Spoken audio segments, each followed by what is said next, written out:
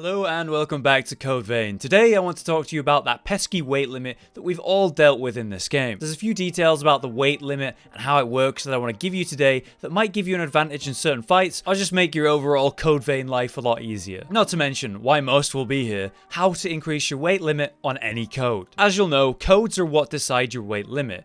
Big weight limit codes like the good old Atlas here have a giant weight limit of 250, but if you go over your weight limit, you'll start slow rolling, aka fat rolling, giving you barely any iframes on that roll, a truly terrible roll. However, depending on the code and its base rolling speed, you can drastically improve that roll. There are three kinds of rolling speed: slow, normal, and quick. Let's say your code, Atlas in this case, has a base rolling speed of slow. You could improve that to a normal roll by being at 50% or lower of the weight limit. So if your weight limit is 100, then being at 50 or below that will give you a faster roll. Or even better, being at 20% of that weight limit will give you an even better, faster roll again. Atlas in this case would need to be at 50 out of the 250 cap to reach 20% for that quick roll. That's not going to be easy to achieve, more so when you're combining that with a big heavy weapon and heavy blood veil, which is common with the Atlas code. Blood veils and weapons are also the two things that affect your current weight. And hey, maybe you're not running a big 250 weight cap code, but one maybe around the 100 mark, like many of the codes you find in the game. Well, those lighter codes often have a faster base roll by comparison. More than likely, you'll have a normal roll as their base, so you've only got to get down to 50% of that weight limit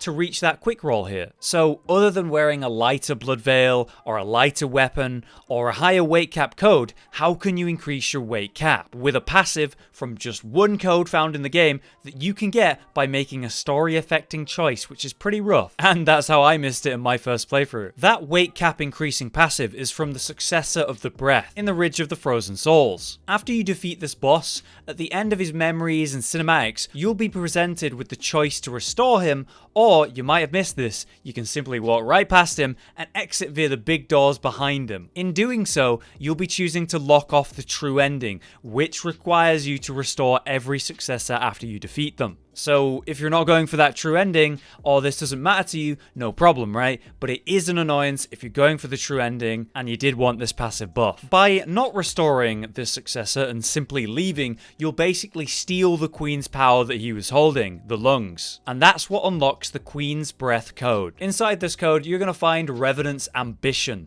the passive that will increase your weight cap. As always, you'll need to master this gift before you can equip it on every other code, by running it until it masters, or spending 18,000 haze and 9 MJ310s. From here, this passive once equipped will give you a 30% increase to your weight limit. Now this might push you over the edge, allowing you to run that blood veil you want with that weapon and not have to slow roll, making it much more viable, or maybe you're trying to squeeze out a fast roll that you otherwise wouldn't have reached, which has great value to it. A faster roll is hugely beneficial throughout the entire game, but especially in boss fights with quick, successive attacks. I'm talking about you, Cannoneer and Blade Bearer. This is something that I definitely would have liked to have had in my first playthrough, so hopefully I'm helping someone out with that. And a small note, since this did come up when I was looking into this, your sub weapon, the second weapon you have equipped, doesn't actually affect your weight, by the way. If you've got like a light sword and a heavy hammer in your two slots, their weight will only activate when you're holding that specific weapon. So there's no need to worry about what you've got in your second sub slot, like in a Souls game. Either way, there's some fat weight limit info for you and a really powerful passive to grab, so I hope that helps. For now, I've been Hollow, you've been you, and I will see you next time.